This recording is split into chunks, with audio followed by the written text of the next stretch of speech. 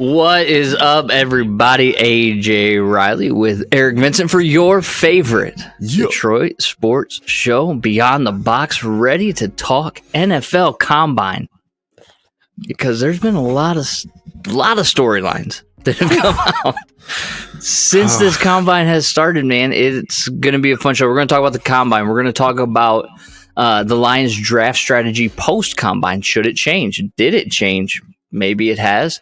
And then we want to finish the night talking about this. Have we as fans, Eric, you got the grin on your face already. Your favorite I'm not player. Be able to make through it. Got to talk about your favorite quarterback. Have we as fans been unfair to Jared Goff, number 16 in the program, number 1 in some of your hearts, Jared Goff? Have we been unfair to him as Detroit fans? So we're going to get to all of that tonight. So let's jump right in. Let's do this. NFL Draft Combine. It wrapped up. It went all last week, wrapped up this weekend. Eric, how much stock do you put into the Combine? A little teeny little bit. I don't buy a lot of it. I hate the Combine. I don't like it either. But I like the excitement that comes with it. I can't lie to you. I like some of the highlights. You're a hype junkie. I'm a little hype. It's the off season. I got to do something to keep my fix going. Man. I gotta get hyped some way. And again, with the Lions having a lot of, I don't say a lot of needs, but they have a lot of areas that they could address. It's hard to not pay attention to some of the things that happen. So, again, I don't put a whole lot of stock into it, but I like some of the stuff that I see. I hate it. I absolutely hate the Combine. Hate is a tough word, man. What does it prove? Like, legitimately, what does it prove? Other than the fact that these are some of the best world-class athletes, what does it tell you about them as a football player? Literally nothing. Literally. Not even nothing. He runs fast. Great. He's agile. Fantastic. He jumps high. What does that tell you about how they are as a football player? Literally tells you nothing. And the amount of brain cells that are put into analyzing the Combine is insanity to me. Pure insanity. Yep. Now, it's worked out in the Lions' favor, specifically last year, right? When Trayvon Walker jumps up to number 1, even though Aiden had better Combine numbers. Yeah, and Aiden fell into the Lions' lap. Thank you for that, Jacksonville. Yeah, thank you very much. It's going to happen again this year because there were some darlings and some dandies at the Combine, right? That we are going to talk about specifically tonight. Oh, yeah. But I cannot stand Combine heroes. Everybody, you know what I mean by a Combine hero? I get it. Yep. Like I said, the guys just, jumping 50 inches out the gym and running fast. Like, it doesn't show who they are as football players, but it maybe gives coaches something of an idea of how they can use them in packages. Maybe highlight some of their best attributes. I don't know. Okay. But yes, it tells you nothing about them as a football player. I agree. That's it. It just gets the crowd excited. That's it. It does just get the crowd excited. Hyped. And I was sitting here thinking too, right? And like I was watching some of the court, not me at all, because not me at all. I was watching the quarterbacks, and I'm like, you're throwing against air. I get it, okay? It's a Combine. You still got to put the ball on the money. But I'm thinking, if I'm a quarterback at the Combine, every throw has to be perfect if I'm going against nobody. Yeah. I understand. They're highlighting themselves. For instance, Anthony Richardson, still flick of the wrist, 60 yards down the field, right? Like, that's very impressive. But he also struggled to throw an out route. Yep. Consistently. That matters. You know what I'm saying? So, and we'll get into Anthony Richardson because he's one of the darlings and dandies that has come out of this and has entered into the conversation for the Detroit Lions, I'm sure, in many people's mind. Oh, yeah. Maybe that's right, maybe that's wrong. But what was your biggest takeaway from the Combine? My biggest takeaway, period? Biggest takeaway. I felt a little more comfortable on the idea of about the idea of a cornerback. Maybe not all cornerbacks, but just one guy. I've gone back and forth on Christian Gonzalez. Yes. I like what I see from him. Again, he's not just a workout warrior. He's a ball player. He's got good ball skills, very athletic. He looks like he has upside as a number one. And this is before the combine. So, literally the only person outside of Will Anderson, Jalen Carter, and the kid Wilson from Texas Tech. Yeah, the only person I'm comfortable drafting at 6. It's a lot of mocks showing that he could go to the Lions too, and I think I'm getting a little more comfortable with that. I'm not in love with taking a cornerback that high in the draft. Me neither. I do like Christian Gonzalez though. Yeah. That's a great takeaway. Yeah, he showed a lot. Again, he was very speedy. I think we're 4.4 if I'm not mistaken. A lot of 4.4 runners. There was a lot of athleticism, a lot of speed on display, and he was one of the guys I had my eye out for. Again, he looked like a good tackler, again, good ball skills, and whether you move him in as a 1 or a 2, depending on what they do the rest of the offseason, I think he'd be a perfect fit for this team. I think he's right up Dan Campbell's alley. I really like what I saw from Christian Gonzalez. My biggest takeaway, I'm still not impressed with these quarterbacks. Oh, none of them. Not really. We're going to get into the Anthony Richardson conversation. So I'm going to save my opinion on Anthony Richardson for that segment that's coming up shortly. So make sure you stick around. Yes. I watched Will Levis throw. Not hugely impressed with Will Levis. I'm not hype on him. CJ Stroud, still not. Huge detractor from CJ Stroud, I guess is the word. Okay. I do not want anything to do with CJ Stroud. As you should. And in fact, he potentially could be the 4th best of the top 4. That's possible. It is. Yeah. So biggest takeaway, I don't know. People are going to come at me saying that Stroud's the best of the 4, and you'd be wrong, and that's okay. I've been wrong about plenty of things, just not this. Let me ask you a question. Do you think there's a certain position that maybe the the combine works better for? Like for me, it doesn't do anything for quarterbacks. Like I don't buy anything for quarterbacks. For quarterbacks. Yeah, but for like maybe corners, maybe like Ringo took a stock hit because he was dropping passes during the combine. That's not a good sign. Like also I don't care. Ran a 4.36 though. That's cool, but I don't want to see you dropping passes and struggling to get your hips around. That's been his big knock. Yeah, like, that's why he's been falling. So do you think maybe it does serve good for like certain positions or certain like groups? Honestly, or is it just... I think your big fellas is who it's going to probably impact the most. Okay. Your tight ends, your edge players, and then probably your like offensive linemen. I feel like their stock can rise the fastest because of the combine. Because listen, you can either block or you can't block. You can either run block or you can't run block. Pass block or can't pass block. But also tying the athleticism to that is huge, right? Right.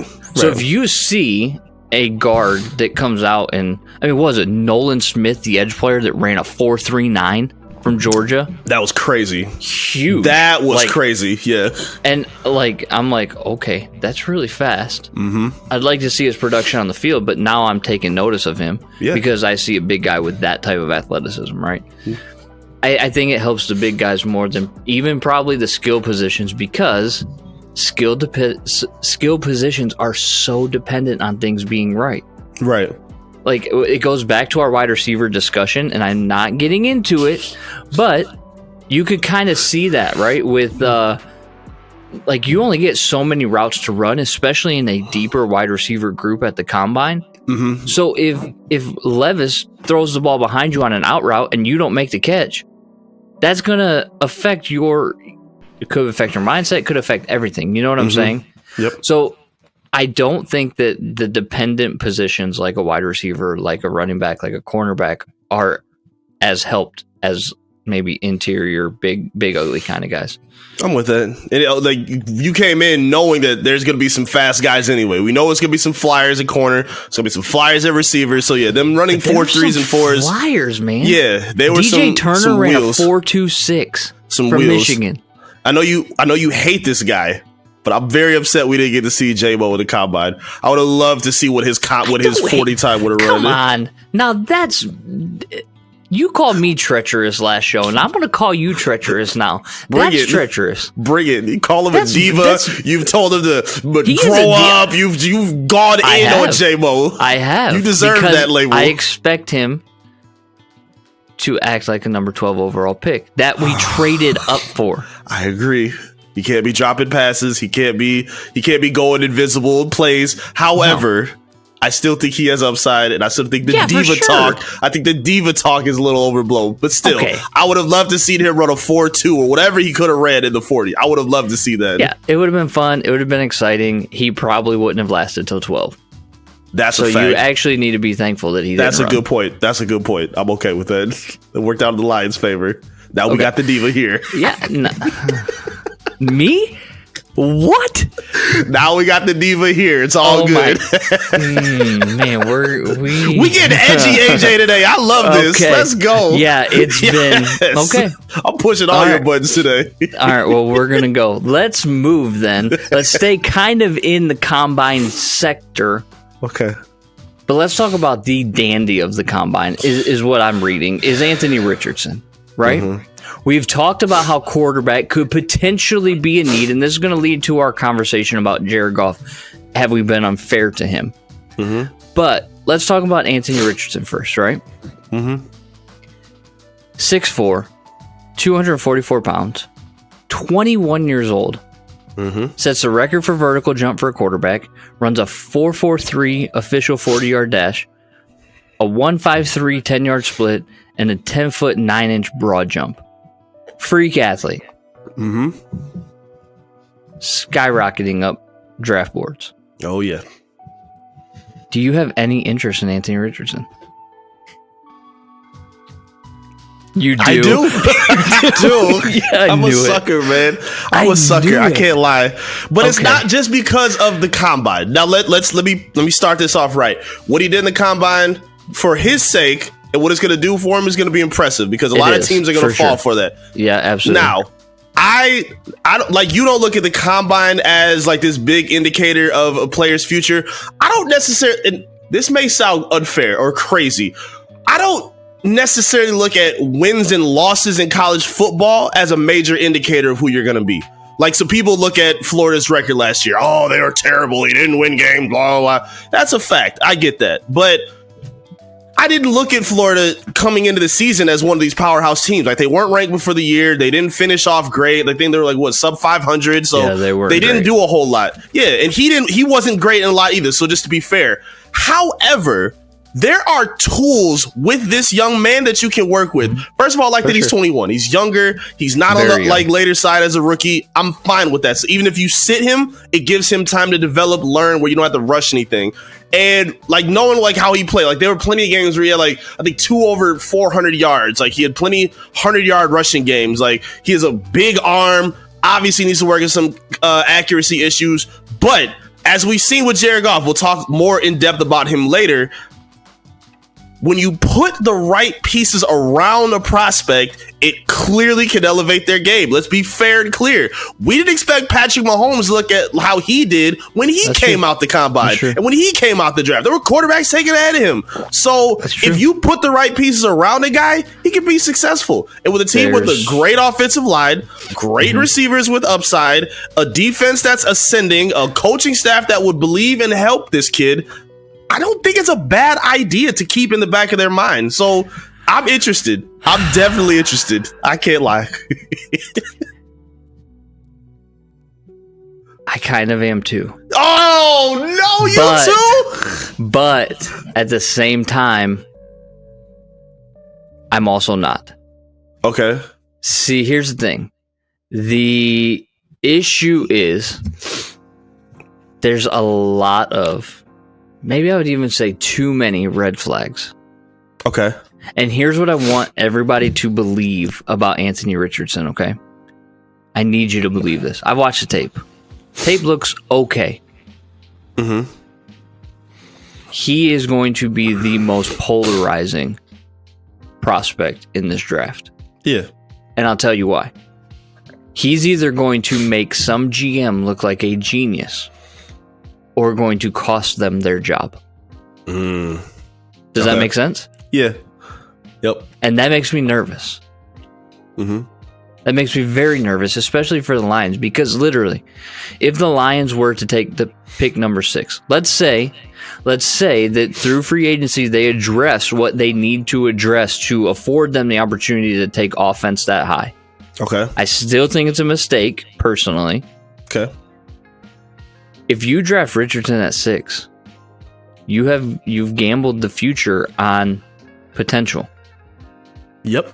We're talking about 24 games in college. We're talking about a 55% career completion percentage in college. 24 touchdowns to 15 interceptions. Only 3,000 collegiate passing yards. 1,116 collegiate rushing yards. I don't think there's enough experience to spend a number 6 top 10 draft pick on him. Yes, the attributes are incredible.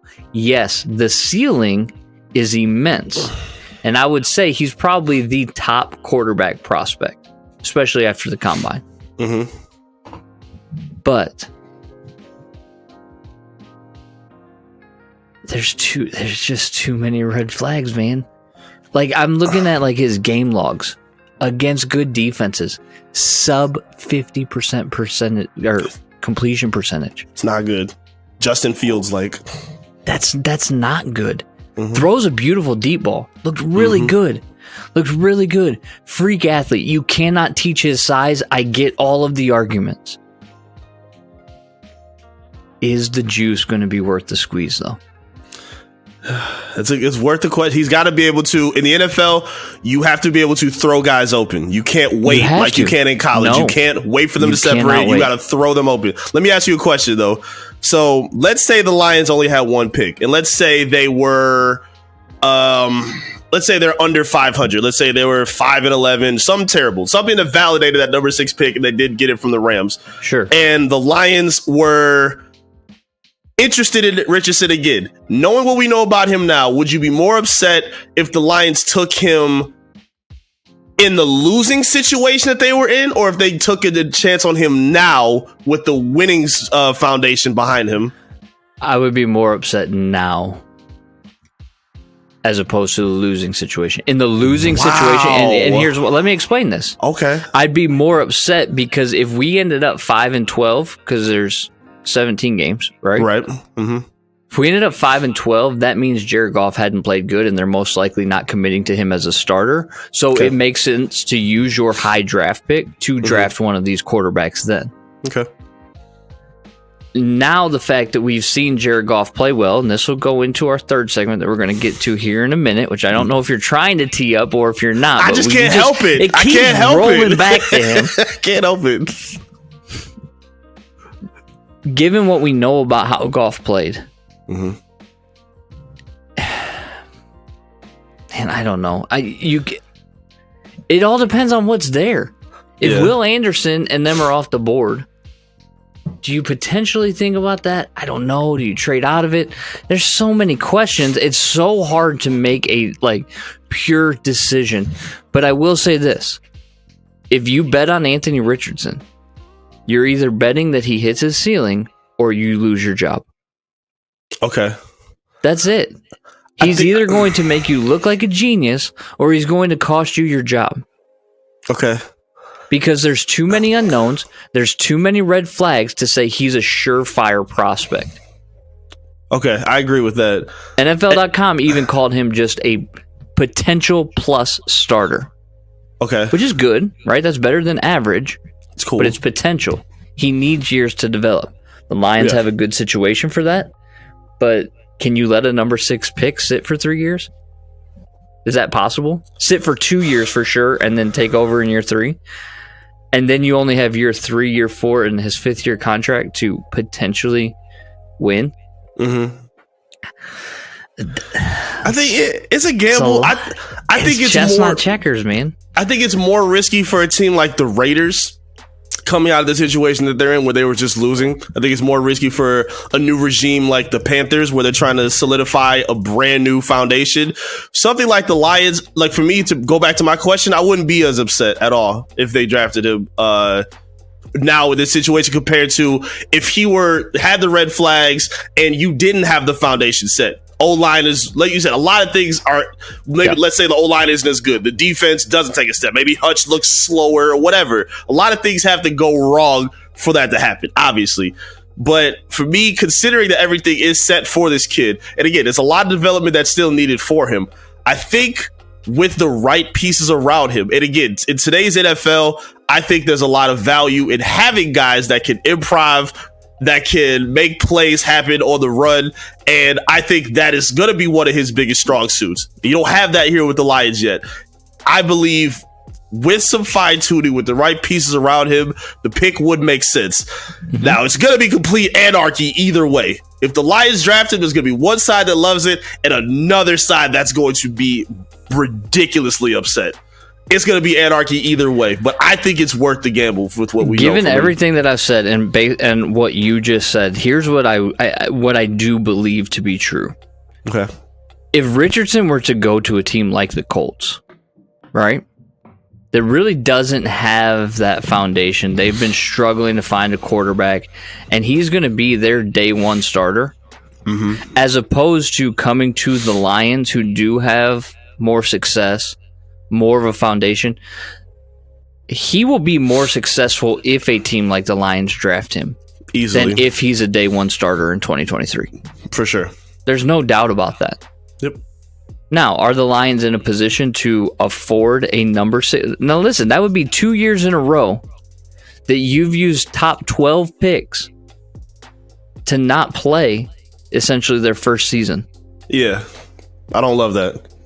Don't love that. But I like I said, know, man. The reward that could come with it is what makes you interested. Because yes, it could be boom or bust. I don't think, like, if he doesn't work out, I don't think it would be a situation where it would cost the GM their position. Not in Detroit, at least. For the Colts, for the Raiders, for those NFC South teams, yeah. I think the Lions have a little bit more leeway that they can wiggle around with this guy. I don't know, man. He's so polarizing to me. I told you this off air. There's like, in a span of 10 minutes, the first 5 I'll be like, oh my gosh, we can't pass on this guy. We got to have him. He can be a game changer. And then literally minute 6, I'm like, nope, the worst idea ever. Let's not do it. Like, I really legitimately do not know what to think about him. Don't. That's why you take everything kind of with a grain of salt. Like, you can't. Have to. It's not just the combine. It can't just be his highlights. You have to parse everything with this dude to make a fair evaluation. It can't just be one thing. Yeah. Because his speed is elite, right? I mean, elite speed. He's got a great arm. He just looks like a physical specimen. 6'4", 230. And NFL.com compares him to Cam Newton. Would I be happy with Cam Newton on the Lions? Good Cam, maybe. Okay. Yeah. You know what I mean? Like, fair, yeah. This is a kid that's going to need time to grow. Now, Cam was, if I'm not mistaken, a day one starter. I don't think Richardson's going to be that. Because Cam also had more time under his belt in college. He's just so doggone. If I had hair, I'd be pulling it out right now because it drives me insane. I literally do not know what to think about him. No idea at all. None whatsoever. We got to move on because I have no idea what to think about him.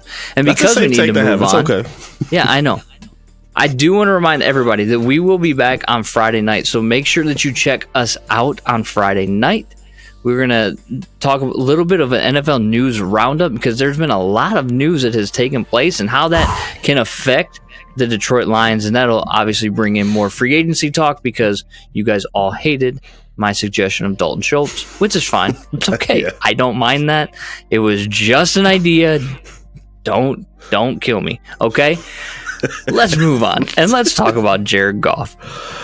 Jared Goff has been the quarterback for the Detroit Lions for 3 years now. 21, 22, and he'll be coming into his 3rd year, I should say. Not so many people were thrilled with him in 2021. He kind of got this Goff army behind him in 2022, somehow. Cult army. Yeah. Gosh. And had a really good second half of the season. I have been very outspoken in my dislike of him as the potential future quarterback of the Detroit Lions. Resign myself to the fact that he's the current quarterback. Have we been unfair? Have I been unfair? No, you have not. And you know what? I'm ready for the Goff army. Let me roll my sleeves up, bro, because I'm tired of y'all. Honestly, listen, Jared Goff has been serviceable for what we had from Stafford. No one expected him to look as good as he did last year. We'll give him that credit. However, there's still a ceiling for this man. I spoke on it last season. Jared Goff is a quarterback where everything around him has to be perfect. And we saw that last season. Now, granted, he couldn't get the ball off. He's getting hit a lot. He didn't have no consistent receivers to throw to until the second half of the year when they got Ben Johnson as offensive coordinator, where they brought in Josh Reynolds. Made him better. Very true. Very, very true. And considering that, again, we saw his play pick up. We saw some wins come about. That's fine. They still were bad last season. And there were still parts of the season this year where he was not good, where things went wrong, where they were on the road, and he was just not an impressive quarterback. Now, again, he looks good in some spots, but it's only predicated on things being right around him. I don't think he's making guys better. Like, I don't think he's an improving quarterback. No, he's not. He's not a guy that, again, everything has to be set neatly for him to succeed. And if that's what you're going to bank your future on, you're in a tough spot, especially considering, look at what your boy Derek Carr just got paid. We're just talking about guys that got dealt. If we're going to pay him, it's going to be somewhere north or around what we just gave or what Derek Carr just got. I don't want to pay Jared Goff that money. I don't. I'd rather build a guy late in the draft or for the future and take the reins when it's time to move on from Goff. I don't think we've been unfair to him. I think the Goff army is way overblown in their support. I think we need to take it back a little bit with him. You're really going to make me do this? Look at that evil smirk. It's my favorite episode of this show. Do it. Talk to me, AJ. I was unfair to Jared Goff. Yes! For the second half of the season last year. I will admit that. Okay, just the second half. Okay. Eric, you know as well as I do that momentum does not carry over from one season to the other. I agree. It does not. So the success that he had over the last 10 games in 2022 does not mean that he will have the same success in 2023. Now, let me be very clear. I'm hoping he has the same success. Me too. Because if Jared Goff is better, our team is better. But the thing about him is the same thing that I kind of had with Anthony Richardson. There's just too many inconsistencies. Mm-hmm. Yeah, he looked good against the Seattle Seahawks in week 4, right? Where he threw for 374 yards and how many touchdowns. Mm-hmm. But he was also down 20 points in the fourth quarter. Yep. And he looked really good in the second half of the season. But again, I go back to, who were they playing in the second half of the season? The Bills were the best team that they played. And yes, they almost beat the Bills. Mm-hmm. I don't know. Have we been unfair? I think some of the criticism is probably being unfair. How so? Because when it mattered, he did play really well. Yeah. You can't deny that. I mean, I can't. Look, last year, he was number 2 overall in DVOA. 24.8%. He was 24.8% better than the average quarterback. That's significant. Mm-hmm. You know who was number 1? Who? Pat Mahomes. Jared Goff was second to Pat Mahomes in DVOA. Mm-hmm. 72.4 PFF grade, 65.1 completion percentage, 4,438 yards, 29 touchdowns, 7 interceptions. Like, that's a good stat line for a quarterback. Okay. And I probably hated on him a little bit too harshly. But I don't think I'm wrong, though, in saying I'm okay with him being the quarterback right now. Yes. I'm not okay with him being signed to an extension as a quarterback, because then we're signing a 31-year-old quarterback to be here till he's 35 at minimum, because he's not taking less than a 4-year deal that Derek Carr just took. Mm-hmm. And I wanted to read you a stat, and I don't even know if you know this stat. Let's hear it. We talk about numbers, right? You talk about Derek Carr's numbers. Mm-hmm. 4 years, 150, I think it was, right? Yeah. We focus so much on those numbers. What we need to focus on is the percentage of the cap that salary is. Yeah. Because since 2011, according to SpotRack, since 2011, from 2011 to 2021, you know the highest percentage cap hit of a quarterback winning the Super Bowl was? If you were to throw out a percentage, what do you think it is? Percentage of the cap. I'm imagining it's low. It's got to be low. I don't want to put a number. I'm imagining it's extremely low. Mahomes is the exception. 12.6%. Yeah, I was gonna say maybe between 10 to 15. Okay. 12.6%. Okay. Winning the Super Bowl. The highest going to the Super Bowl was Peyton Manning at about 18%. Now, Pat Mahomes this year is the first quarterback since ever that's been over 20% of his team's cap. He was at 22.3. The money is not... It's not necessarily the issue, it's the cap space. If Jared Goff is going to renegotiate, maybe we extend him for a year or two. But it's that cap hit that's going to be such a massive issue. Yep. And that's why he's owed 21.65 this year. He's owed 20.9 this year, 21.65 in 2024. Okay. And then he's a free agent. That's 2 years. This season and the following season. To groom a quarterback, develop a quarterback, and then thank you for where you brought us. Hope the door doesn't hit you on the way out.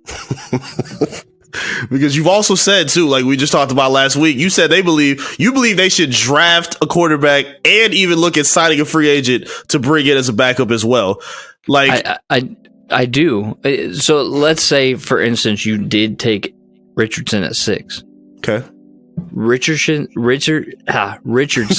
should never see the field this year, which means he should be buried on the depth chart.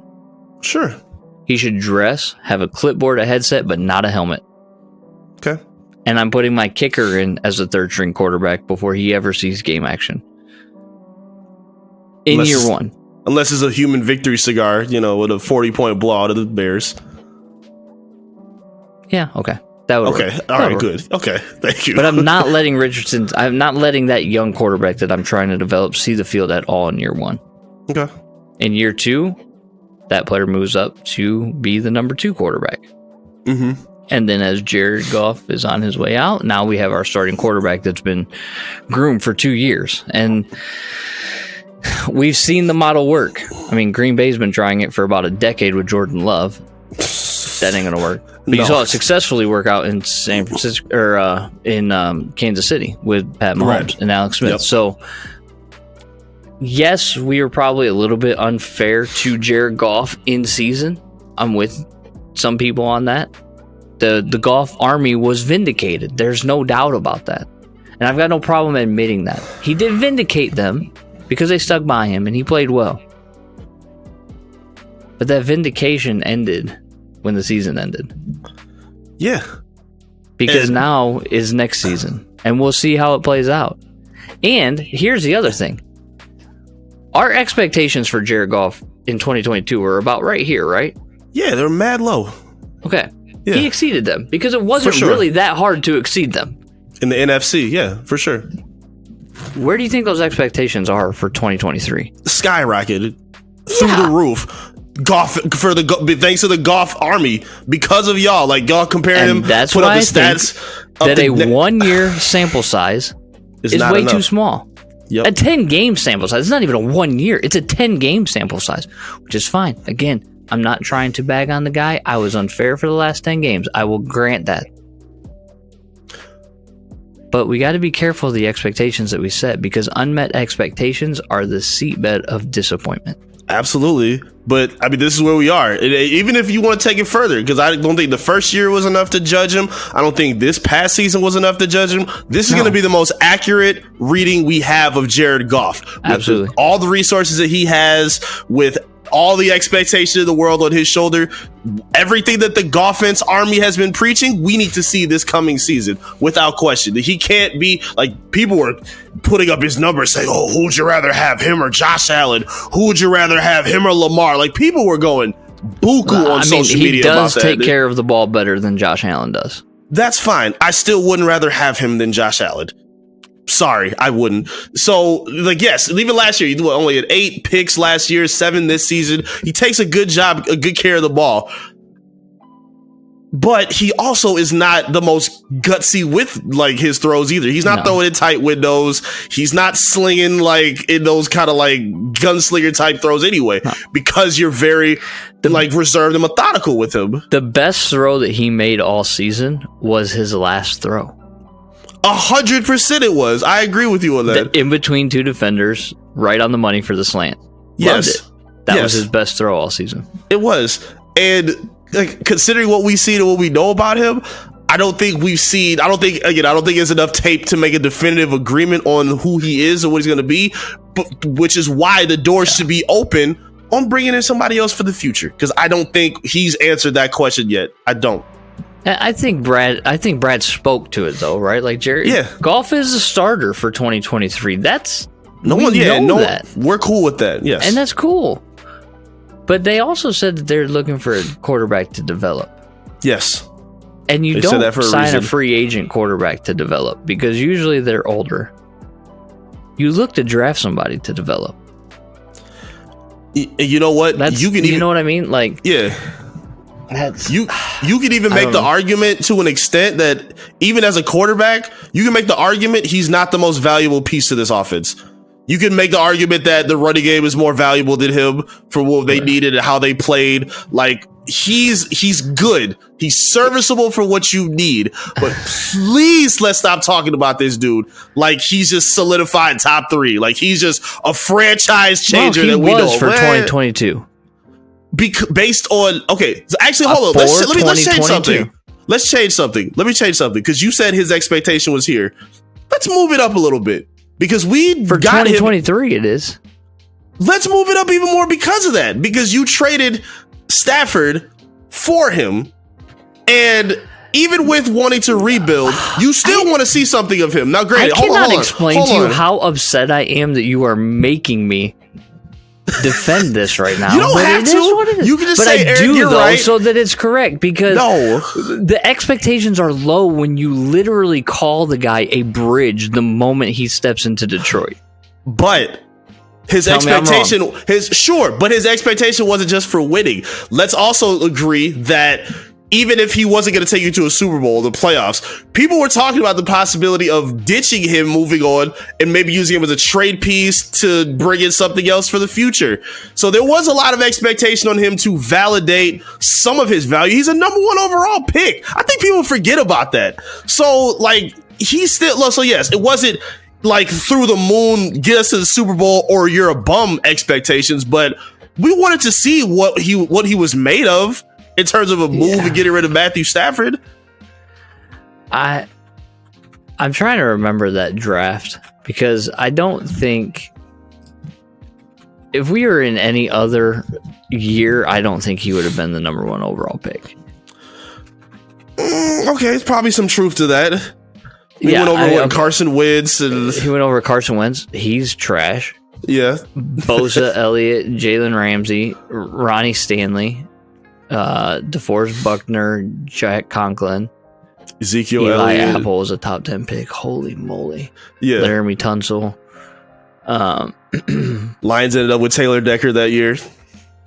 Yeah, if we look at the previous season, Jameis Winston, Marcus Mariota, probably wouldn't have drafted them over Goff.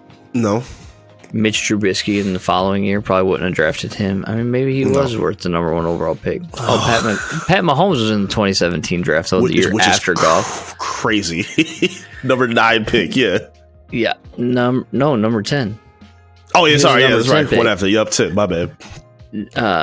Yeah. So I don't know.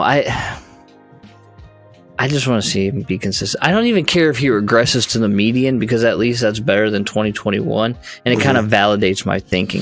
If he goes out and plays top 5 again in 2023, then I'm gonna have to be on here being like, Jared, I'm so sorry. Jared, I am so sorry. Please forgive me. But I don't think I'm gonna have to because if he regresses to the median, he's still pretty good. Sure. The Lions can win games in spite of that, especially if they fix their defense. Okay, I agree. And I'll be right. So it works out both ways. Have your validation, Cam. That's fine. Yeah, I'll have my validation since the doggone Golf Army got it in 2022. I don't think they did, though. I don't. Like, you can't just be elite. They won't be vindicated until he signs a contract extension here. And you need to play some elite games on the road, not just at home. I need to see that, too. Well, I mean, Green Bay, that's the start of it. Okay. But, yeah, I mean, the moment... I think the moment Holmes signs him to an extension beyond this contract is the moment that actually Holmes signs his walking papers.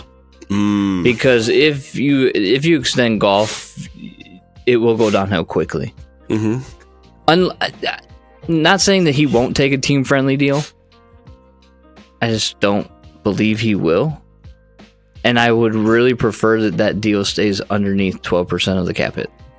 Yeah. Will it be? I don't know. Yeah, you've seen a lot of players. Right now, he's a 13% cap hit. Yeah. It's like a lot of other players we've seen that they're on the market now. Oh, I'll take less to come back to Detroit. I don't think Goff is going to make that case at all. I don't see that coming from him. He might. I mean, I don't know. He seems bought in, but we'll see. Time will tell. Jared, I'm sorry for bagging on you in this last 10 games of the season. No, he's not. I am. He played well, and I was too stubborn to admit it. But we'll see. Prove me wrong again. There's your chip on your shoulder. You have no idea who I am, but soon you will. And prove me wrong. He loves Beyond the Box. He's an avid follower. I got sources. Sure I got sources tapped in. Love it. Love it. Well, this has been Beyond the Box. Yep. And we are going to sign off for another night. We will see you again Friday. He is Eric. I am AJ. Until then, have a great week.